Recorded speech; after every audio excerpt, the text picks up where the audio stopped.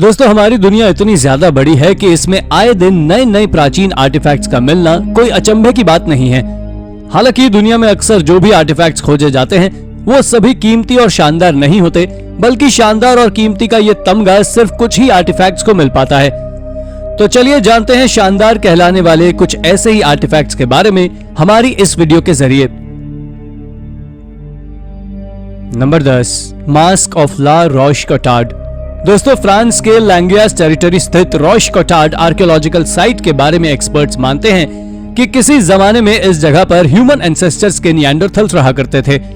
दरअसल इस जगह पर कई ऐसे आर्टिफैक्ट्स मिले हैं जो कि इस रीजन में निएंडरथल्स के एग्जिस्टेंस में होने को प्रूव भी करते हैं।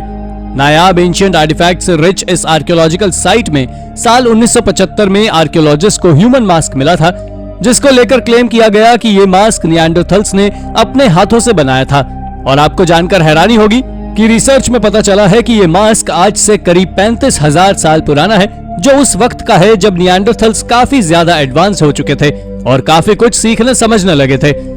हालांकि कुछ एक्सपर्ट्स इस थ्योरी को नहीं मानते कि निएंडरथल्स ने इस मास्क को अपने हाथों से बनाया होगा। Number 9, the Bloomberg tablet. Bloomberg tablet का नाम सुनकर तो यही लगता है कि ये किसी इंडस्ट्री में यूज होने वाली कोई मॉडर्न टैबलेट्स हैं जिनका संबंध मॉडर्न टेक्नोलॉजी से है। वैसे लोग सही तो हैं, पर दिक्कत सिर्फ इतनी सी है कि ये आज की नहीं बल्कि फर्स्ट सेंचुरी की मॉडर्न टेक्नोलॉजी का हिस्सा रही है।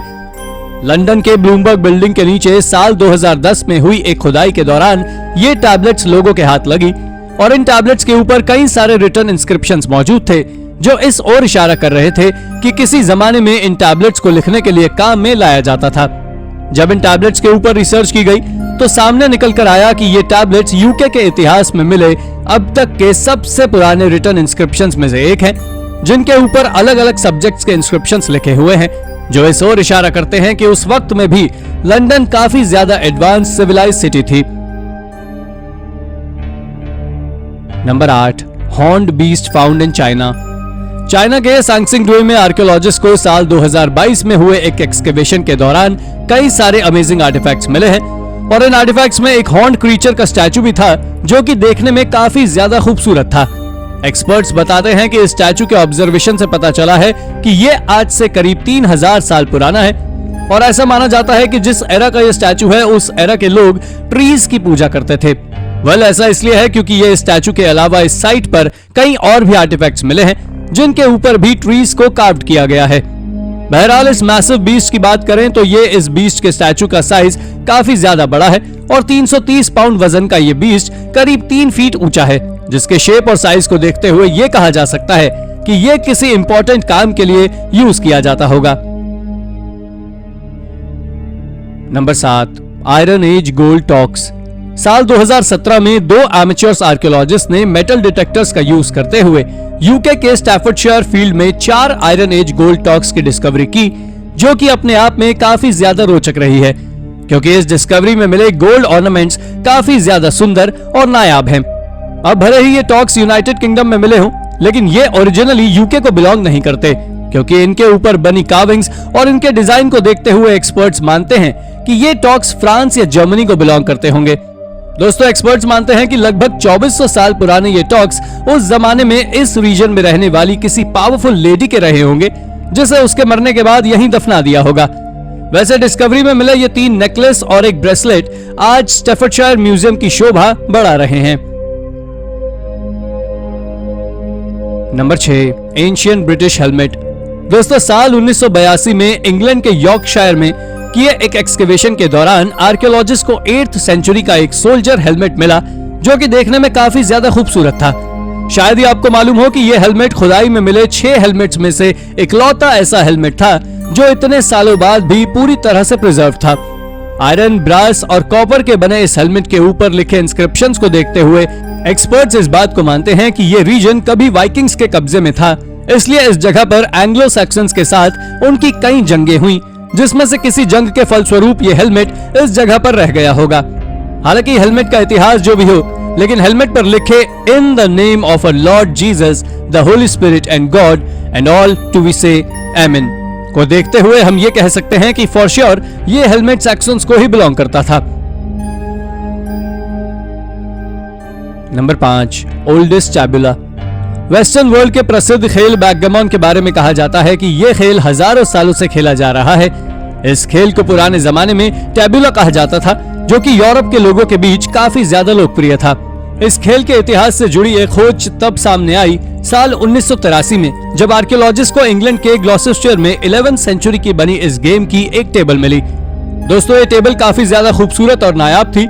इसके डिजाइन को देखते हुए एक्सपर्ट्स इस बात में बिलीव करते हैं कि ये टेबल किसी एंग्लो स्कैंडिनेवियन क्राफ्टमैन ने बनाई होगी, क्योंकि इस टेबल में हमें वाइकिंग से जुड़े कई इंस्क्रिप्शंस देखने को मिलते हैं।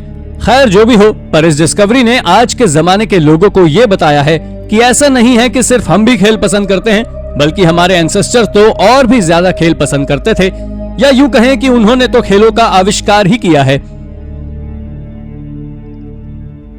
Number 4, 15th centuries gold pendant. दोस्तों, साल 1985 में एक British amateur archaeologist Ted Seaton ने मेटल डिटेक्टर का इस्तेमाल करते हुए इंग्लैंड के मिडलहम कासल में एक 15th सेंचुरी का गोल्ड का एक ऐसा पेंडेंट ढूंढ निकाला जो करीब 500 सालों तक जमीन में दफन रहने के बावजूद भी पूरी तरह से प्रिजर्व्ड और सुरक्षित था। नीलम जड़ित इस गोल्ड पेंडेंट के ऊपर क्रिश्चियन रिलीजियस सिंबल्स कार्व्ड थे, जो कि देखने में काफी ज्यादा खूबसूरत थे, और एक्सपर्ट्स मानते हैं कि यह पेंडेंट सेसिली नेविल को बिलोंग करता था, जो कि इंग्लैंड के प्रसिद्ध किंग रिचर्ड III की मां थी। एक्सपर्ट्स ये भी मानते हैं कि सेसिली नेविल को यह पेंडेंट प्रेगनेंसी के वक्त बतौर गिफ्ट दिया होगा, जिससे वो बुरी ताकतों से दूर रहें। आपको मैं बता दूं कि इस पेंडेंट को पहले टेड सियाटन ने 1.4 मिलियन पाउंड्स में एक विदेशी खरीदार को नीलाम कर दिया था, लेकिन बाद में ब्रिटिश गवर्नमेंट ने इस नायाब पेंडेंट के एक्सपोर्ट पर बैन लगा दिया था, जिस वजह से बाद में इस पेंडेंट को यॉर्कशायर म्यूजियम ने 2.5 मिलियन पाउंड्स में खरीदा। Number 3, statue of एबिह ill.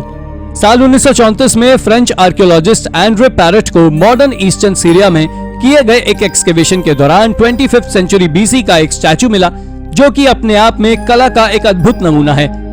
Experts के मुताबिक यह स्टैचू सीरिया का एंशिएंट सिटी मारी के सुपरिटेंडेंट एबिह इल का है, जिन्हें प्रार्थना की मुद्रा में दिखाया गया है। हालांकि एक्सकेवेशन के दौरान यह स्टैचू टूट गया था, लेकिन एक्सपर्ट्स की मदद और कौशल से इस मूर्ति को दोबारा से इसके ओरिजिनल शेप में ला दिया गया है। दोस्तों, ये मूर्ति अपने आप में काफी ज्यादा शानदार है, क्योंकि इतने सालों पहले इस तरह से जिप्सम से बनाया गया बेहतरीन कला और कौशल का नमूना आज तक देखने को नहीं मिला। खैर, वर्तमान समय में यह स्टैचू पेरिस के लॉवरे म्यूजियम की शोभा बढ़ा रहा है। Number 2, Lenape stone. दोस्तों, साल 1872 में अमेरिका के पेनिसिल्वेनिया स्थित बक्स काउंटी में आर्कियोलॉजिस्ट को एक एक्सकेवेशन के दौरान एक मिस्टीरियस स्टोन मिला, जो कि 2 टुकड़ों में बटा हुआ था। आपको जानकर आश्चर्य होगा कि इस स्टोन के ऊपर नेटिव अमेरिकन के द्वारा मैमथ्स के हंट करने की तस्वीरें कार्व्ड थी, जिसके चलते एक्सपर्ट्स इस स्टोन को काफी ज्यादा डिस्प्यूटेड मानते हैं, क्योंकि रिसर्च के अकॉर्डिंग नॉर्थ अमेरिका से मैमथ्स करीब 10,000 साल पहले एक्सटिंक्ट हो गए थे, जबकि स्टोन पर कार्व्ड वेपन्स मात्र 2000 साल पहले ही डिस्कवर हुए थे। इन सब कंट्रोवर्सीज की ही वजह से एक्सपर्ट्स इस स्टोन को ऑथेंटिकेटेड नहीं मानते, इसलिए यह स्टोन आज भी विवादित है और इसके असली सच के ऊपर रिसर्च आज भी जारी है। Number 1, 2000 year old butter. Ireland के कैवन काउंटी में इस जगह के निवासी जैक कॉनवे को अपने खेत की टर्फ काटने के दौरान कुछ ऐसा मिला जिसने सभी को काफी चौंका दिया। दरअसल उन्हें खुदाई में आज से करीब 2000 साल पुराना एक बटर मिला, जिसके बारे में आपको जानकर हैरानी होगी कि यह बटर हजारों सालों बाद भी एकदम सही सलामत और खाने की कंडीशन में था। इस तरह के बटर को देखकर हर कोई शॉक्ड रह गया। हालांकि इस तरह के बटर पहले भी इस रीजन में कई बार मिल चुके हैं। दोस्तों, एक्सपर्ट्स मानते हैं कि इन बटर्स को इस तरह से या तो गॉड को ऑफरिंग के लिए रखा जाता था, या फिर लोगों द्वारा इसको प्रिजर्व करने के लिए ऐसी जगहों पर रखा जाता था। जियोलॉजिस्ट बताते हैं कि यहाँ की जियोग्राफिकल कंडीशंस और मिट्टी में ऑक्सीजन और एसिड की लो क्वांटिटी की वजह से यह बटर इतने सालों तक प्रिजर्व बना रहा। लेकिन भले ही बटर सही सलामत हो और खाने की कंडीशन में हो, लेकिन तब भी एक्सपर्ट्स इसको खाने की एडवाइस बिल्कुल नहीं करते। बाकी अगर आपको किक चाहिए हो तो जरूर आप इसे टेस्ट कर सकते हैं। तो दोस्तों, ये थी हमारी आज की वीडियो। आपको हमारी वीडियो कैसी लगी हमें कमेंट करके जरूर बताएं, और हाँ, जाते जाते इसे लाइक और चैनल को सब्सक्राइब जरूर कर दीजिएगा। धन्यवाद।